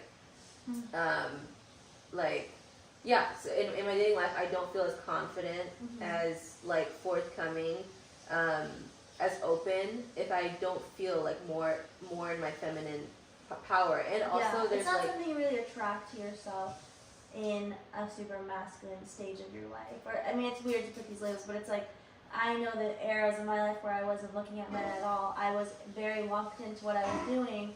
I didn't care so much about my pleasure or those sort of feminine qualities, whereas when I'm literally living my best, most carefree life, there's like men flocking to me everywhere, here and there, and that's just how that energy works.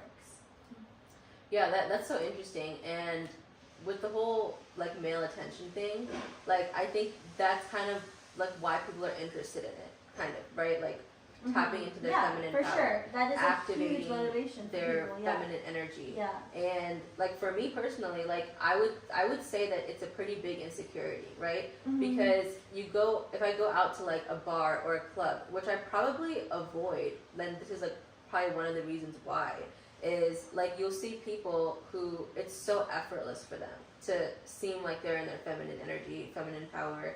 Like they attract men so easily. And I wouldn't say I have a hard time attracting men. It's just like different levels, right? Yeah. Like there's people who have figured it out, who know what they're doing. Also the type of men that you attract. You know, if you want a super masculine man who's going to take care of you and allow you to be in your feminine energy, or someone who has all these expectations for you to do these things for them, it's different. A woman who's more feminine is going to set her boundaries straight and be like, no, this is not the life or lifestyle I want to live. You can't give it to me. Bye. Yeah, I watched this YouTube video once, and this, I honestly don't remember the name. I feel really bad when I don't remember people's names, because I want to, like, give credit. Give them credit and stuff. But it was, like, feminine energy and, like, dating advice. And like, that, like, advice, like, changed the way that I date completely.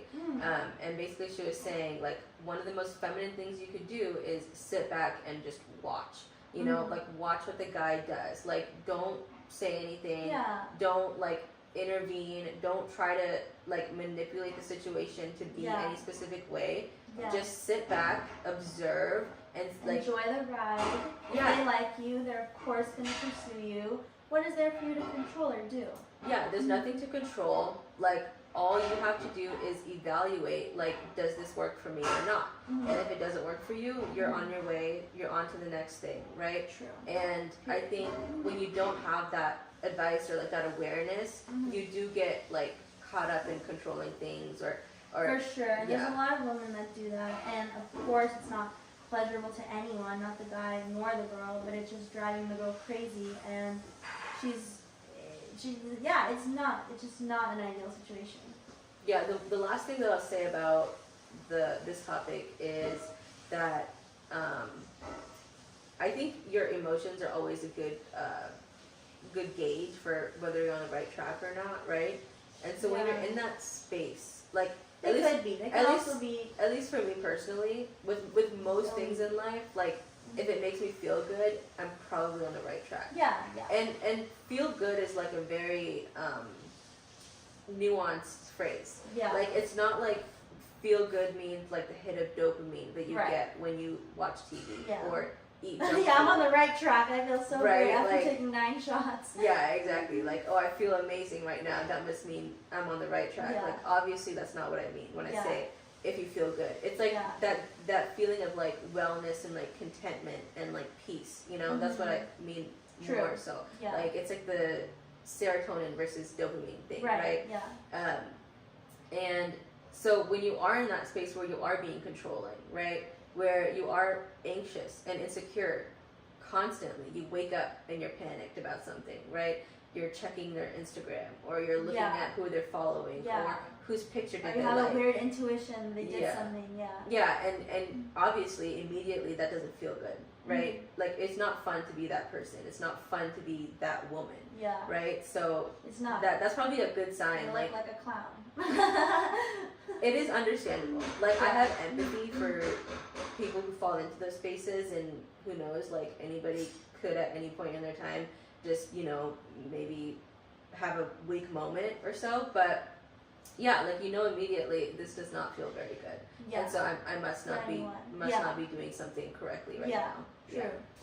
All right, so we've moved a little away from the intended topic of this podcast, but I honestly don't mind that. Like, I feel like I kind of like conversations that go in like unexpected directions. I think when I have my own, it's gonna be like, I don't even know what to make the title because it'll be 10 different things. Yeah, like, I mean, like, obviously the sometimes there's a main thing and then a bunch of random little updates and little random things. Yeah, and I think that's like totally a natural part of any conversation. Yeah. I feel like unless it's like scripted or forced, you're not gonna stay on just like one topic. Oh my god.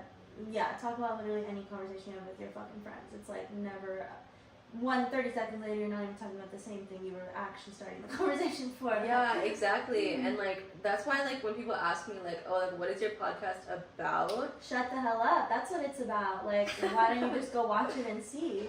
Yeah, like. And I get the whole point of having a niche and blah, blah, blah, and whatever, but it's like, at the end of the day, nobody really wants to be boxed up into being only a content creator of beauty or lifestyle or comedy. I mean, maybe there are people that do, and maybe they do for the sake of like making a living, but it's just not fun. It's fun to be everything.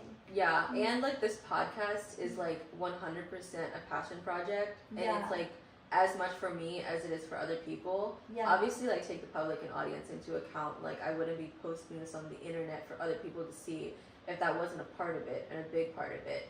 But at the same time, it's the like joy it gives you. Yeah, exactly. The conversations you can start in your own circle, the influence you can have on people who do, like, you know, it is benefiting you at the end of the day, as well as others. Yeah, totally. And I think when you're doing something that you really enjoy doing, obviously, so and you have like, look how cute these little angels are. Yep.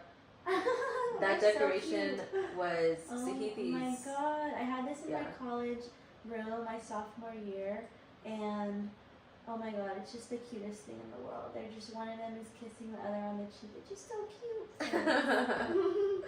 It's a nice addition, and like it's not even visible, I think, in the frame. I don't think it is. Yeah, I think people can't that's why I had tell. to put it up and show it. Yeah. Yeah. They can't tell what it is. Yeah, a moment of silence for the angels. Yeah. Well, on that note, I guess we'll just wrap up today's episode. It was awesome talking to you. It was. I'm sure you'll be the main guest on the podcast until I have actual guests. Yeah.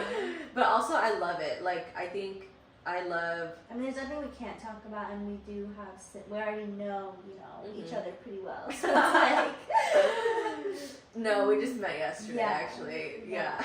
Yeah. So I don't see why not. Yeah. Nazneen Kavari and what's her Yasmin or whatever, those sisters, they also started one, so. Yeah, I think it's super But the cute. Indian version. Yeah, I love like sister content. Yeah, I do too. It's so wholesome and cute and just obviously not forced. It's not a random person, so it's just always good. Yeah. I know, and you're able to like make fun of each other. Yeah, because which we didn't really do, but yeah, we didn't really really get like super informal today. I think like as we get more comfortable, we'll probably I would make fun of anyone even if they weren't my sister. But that's true, you do, and like the thing about you is like you do it to their face. Yeah, I'm not like that at all. Yeah, I just think it adds a lightness or some tears, whatever, however they decide to take it. But I feel like that's how I'll know if I'm gonna get along well with them, if they take it well and they kind of bounce off of it. I'm like, okay, this is someone cool who has a sense of humor. I can be friends with them. Let's go. Right, like it would never work between like you and someone who like can't take a joke, like takes everything too seriously, gets butthurt at like pointless things, you know. Like no, like you're here to have fun. Like let me roast you for that. And also like takes themselves too seriously. Me. I don't appreciate when someone is being a weird yes man to me and just only praising me and almost being fake about it because obviously whatever, maybe they feel awkward or whatever, but it's like, dude, just be normal. Like, this is weird. Right. Critique me a little bit. Tell me something wrong with me. Yeah, it comes off as like overly like flattering and you just don't believe it, when they're like just over the top. It's giving phony, it's giving I am scared and I don't know what to say and I'm scared so I'm just going to say the most agreeable people pleasing thing. Yeah, and it's like so obvious, like they just want your approval. Yeah, or I mean they just, not even approval, they just don't want you to like not like that. Like, okay, it's approval, but yeah. But it's just like, why do you care? Who am I? Like, why don't you just be yourself? That's the other thing is like people who actually like get obsessed with people, like, oh, like I'm so obsessed with you, like you're so much better than I am. Like I could never imagine doing you that? Or me doing that to Really? someone, like even to like celebrities. Like I think we still see celebrities as like real people, pretty normal, right? Like you don't put them above you. Yeah, you understand like, okay, this is all a consequence of years their of hard own work. action. Yeah, it's all a production. Yeah, right. Like nobody's above anyone. Yeah, it's just I would say people with that sort of mindset are the same types of people who think that there are lucky people in this world and that feel helpless in a lot of areas of their life because they don't see that their own actions or literally could be altered and tailored for their desired outcome of life. So when they see someone that has everything they want, they're not viewing it from like a, oh, these are the steps they took to get there. It's like, oh, they're lucky, or they're just so much better than me. And it's kind of that ego feeling insecure, ego on the other end of being like so insecure, thinking you're, any hierarchy is like ego, right? So right, like it's definitely a mindset, like seeing someone being successful and then like immediately thinking, oh, it's a consequence of their family, their privilege. Like, I just think that is my biggest pet peeve in the world is just, I mean, and it's fine, whatever. If someone wants to think that you're lucky, I guess, like, it's not something you should be so defensive about, but it's like, I think most reasonable people accept, like, it's hard work. Well, actually, no. Like, most reasonable people accept, like, privilege is a real thing, you know? Privilege is a real thing, but it's what do you do That's with very it, true, you know? right? But, like, there's people from privileged backgrounds who do nothing with their life. Nothing, And there's people from bad backgrounds who do a lot. amazing things with their life, it's still up to the person at the end of the day. And there's no one getting every single thing handed to them unless they're actually, like, some nepo baby or something. That's a very, like, small, you know, percent of people. But... even with nepo babies, that could be like a topic for like another podcast conversation or something. I think it's definitely a big topic that people talk about a lot, or people talk about a lot. I think like with fame specifically, like being a public figure is not easy.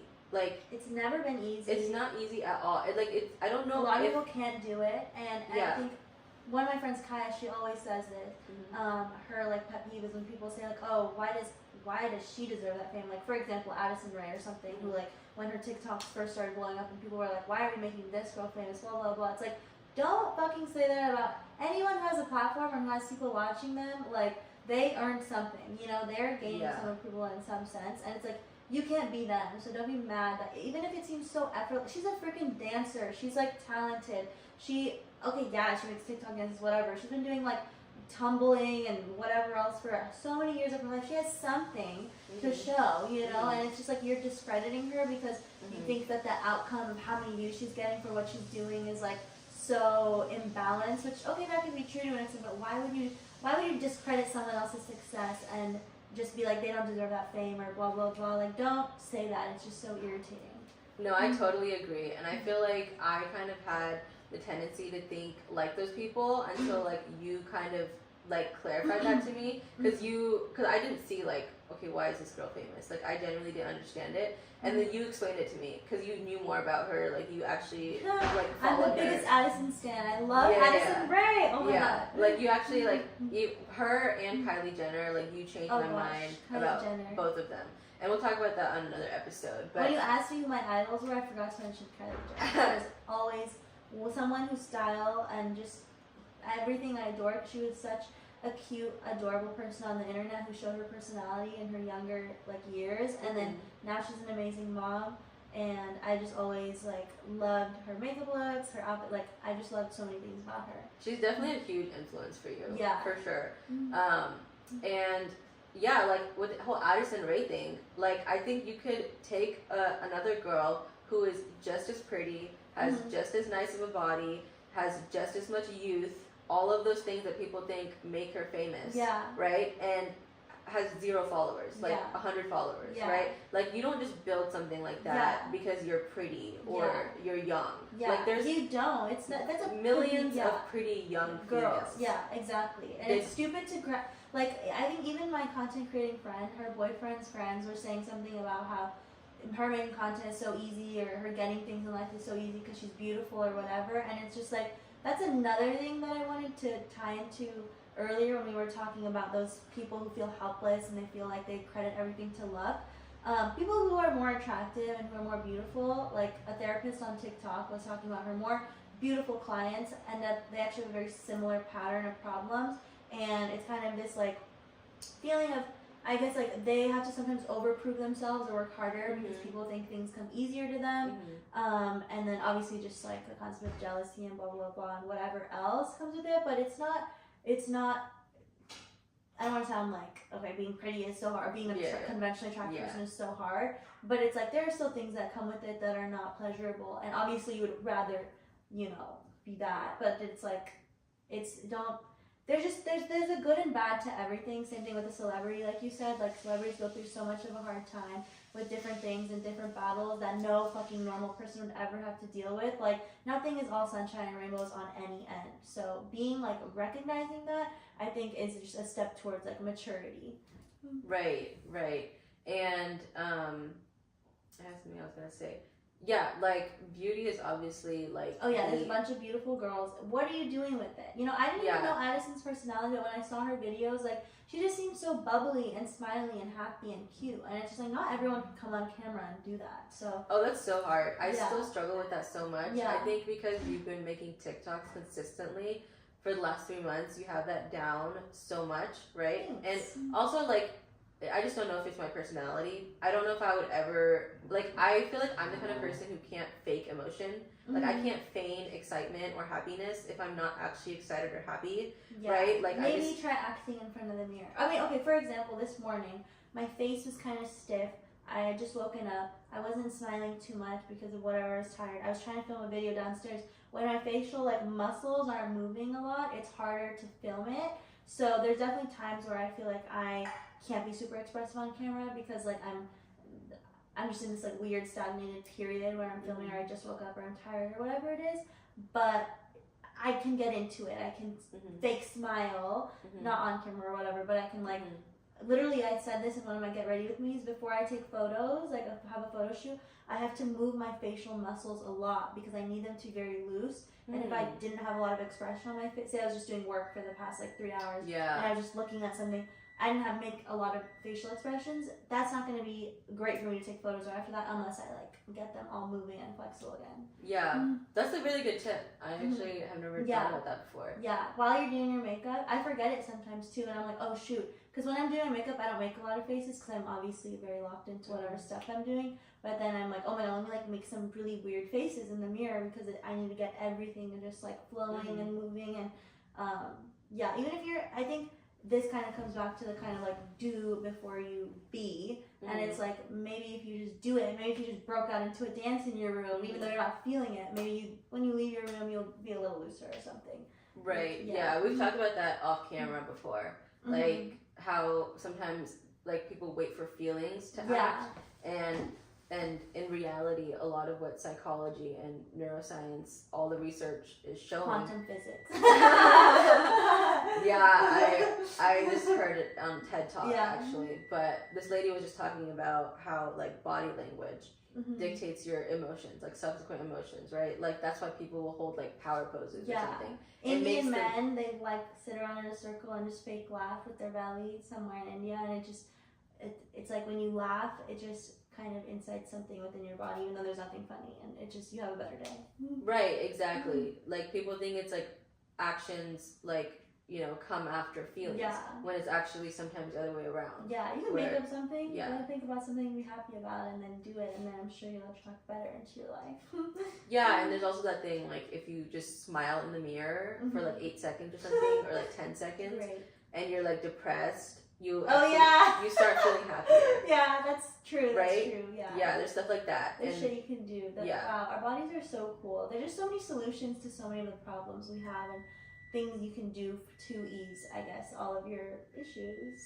Yeah, I would say like for, you know, people that are watching that have problems that maybe seem insurmountable, maybe there isn't obvious solutions to everyone's problems.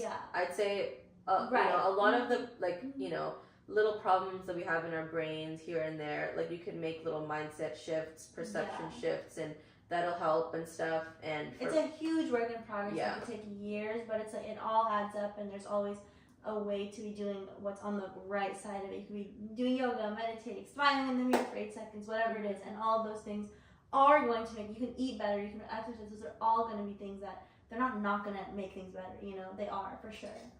For sure, yeah. There's one last thing I wanted to talk about in relation to like content creating. It just like randomly popped in my mind. It wasn't even part of like what I thought we were talking about. But it's like, okay, like we're just starting out right now. Like nobody knows who we are, right? Like, what do you mean, we're the most awesome people on earth? we're relatively unknown, Yeah. right? I would say like I'm way more unknown than you are. You have some social capital that you've Yeah. built up over the years, I would say. Like I am completely irrelevant. I am a nobody on the internet, right? And it was just interesting to me, like thinking earlier today, I was like thinking like, okay, like what if we actually this actually succeeds, right? Like what if we actually, what if things work out? yeah, like what if we actually like accomplish like our dream of what it is we're setting out to accomplish, right? Yeah. Like what and if I that's don't actually see a reality? why not. We're being intentional. We are, reiterating. We're going back. We're gonna learn from our mistakes if we stay consistent. That is a formula for success.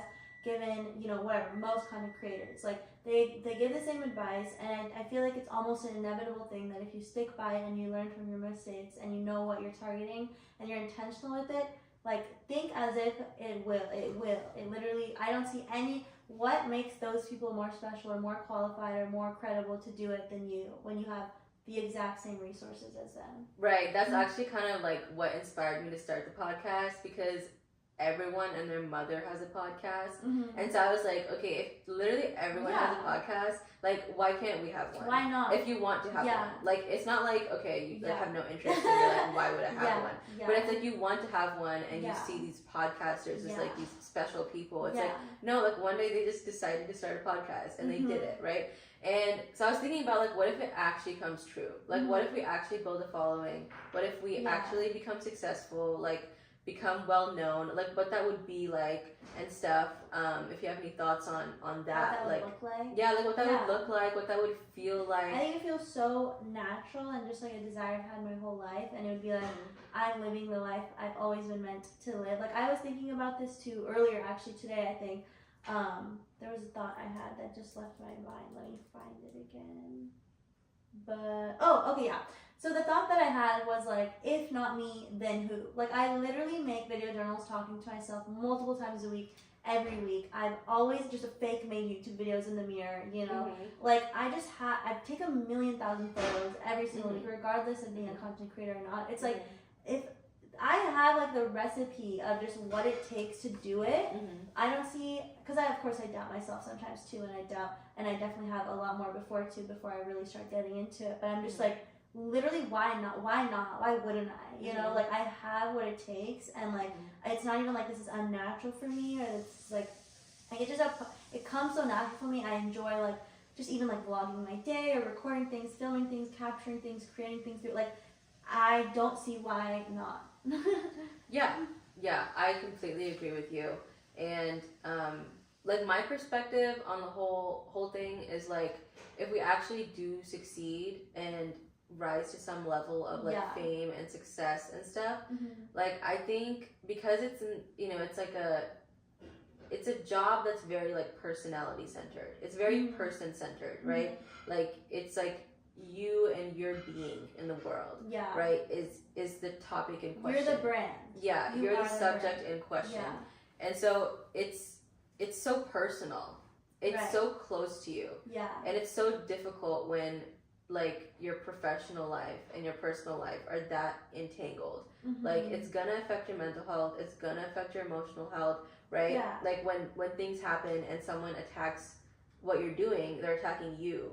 Sure. All the time, right? Yeah. And I think, people talk about that a lot. Like people who are in the spotlight, people who are famous and are able to like manage that. Like for me personally, like I'm a huge Taylor Swift fan. Like that's what I think of when I think of someone who handles that really, really well. And I think I think the best possible solution to that I would help anyone is just being so rooted in your own real life with your friends and family that no matter what anyone can say to you on the internet, the people who really truly know you would never say these things about you, and then everyone knows it's false, So it's like that's a sense of security for yourself and a way to root yourself back to earth and not listen to some irrelevant random person on the internet who took a snippet of who you are and decided to define who you are. Like that says more about them than you. It totally does. And like my belief about it is like people in the spotlight that I believe really have achieved that level of success and fame. Like I don't believe that they would have achieved that like if they themselves aren't like vessels capable of like containing that fame and success, you know?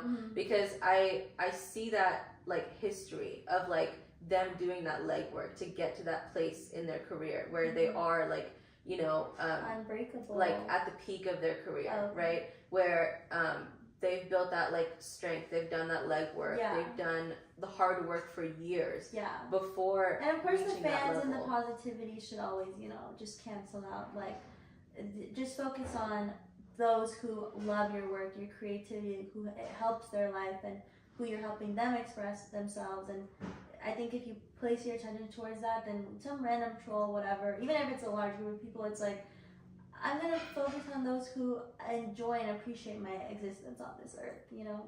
That's true. It's definitely... Oh, yeah, for sure. Let's wrap it up there then. I think that would be a good topic for like the next episode. Yeah, that is a good topic. Because that's such a huge thing that people deal with, like online hate. I remember last time we started a podcast, we got all good comments except for one. What and did that they say? I don't even remember. I do know, like, okay, to be fair to them, in the clip itself, I was being a little bit incoherent. And I was like, I shouldn't have talked about something that I only knew a little bit about, right? Like, I was talking about something that, like, was, like, in the far reaches of my mind, right? Like, I hadn't revisited that, like, in a long time. What was it? It was, like, some book that I had read, like, years prior or something. Yeah. Or not years prior, like, months prior. Okay. And so I was talking about it, but it was, like, I vaguely remembered it. I was, like, telling it really badly, right? I wasn't... Was someone mad you weren't doing justice to the topic? No. I wasn't, like, articulating my idea as well as I should have. And so it just sounded like a bunch of nonsense, right? There's no should have. It's like, whatever. You tried to form a thought off of something you remembered. So what? It's not perfect. Yeah, it definitely... it could have been presented better. Yeah, to be fair to them, right? But then that one clip gets, like, one negative comment, and it totally, like... Yeah, it totally affected me for sure. Yeah, and it's just like, you know, I think it all comes down to also being able to take that criticism. It's not like this person didn't have a point, and this kind of comes back to just being able to make fun of yourself. You know, you're someone who can make valid, great, thought out, coherent points. So if you happen to have a few that aren't, you can accept that. Okay, I'm not perfect 100% of the time. Some random person decided to point it out, whatever. Like, whatever. Yeah, that's true. That's true. And, like, one thing that I've heard someone online say is, like, sometimes, like, the comments that you don't like are true, you know? They could very well be true. They're just true. So it's, like, the truth is just what's bothering you. And that's true. If you are running away from yourself or something, you know, some trait, and some people decide to point it out to you and it really affects you, like, that's what it comes down to. You're just avoiding the truth of yourself. And not to say that, like, mean things are the truth, but it's like some of them very well could be. And that sensitivity does stem from kind of a non-acceptance of that darker, bad side of yourself. Had you accepted that part of yourself or known that was one of your weaknesses, someone points it out, okay, I know I'm not good at that, so what? Like, you're not pointing out anything new to me, like, great. Right, like, those things can definitely cease to have, like, power over you. Like, the more that you just accept them about yourself. Like, there's so many insecurities when I was younger that I thought at this point in my life I would have fixed, like, oh, my strawberry legs or my dark ashy knees or whatever, right? And, like, I haven't fixed them, but it's like I just don't care as much about them. And it's like if someone pointed it out to me, it's like I just don't, like, it doesn't have the power to hurt me anymore, right? Your mind is bigger, your world is bigger, your priorities are different, the things you value are different. Of course, you still wish whatever. Maybe you didn't have strawberry legs or whatever, but it's just like, it like, I'm still gonna work on them, do my skincare. And whatever. Also nobody would point them out. Nobody would even point them out, right? Nobody would even point point them out. Like, they're normal. People see them all the time. But alright, so we're gonna wrap up the episode there. We will continue this riveting conversation in the next episode. We hope you guys enjoyed this one, and let us know your thoughts in the comments below. Let us know anything about anything, any engagement. Okay. Like, pretty please. Bye. All right.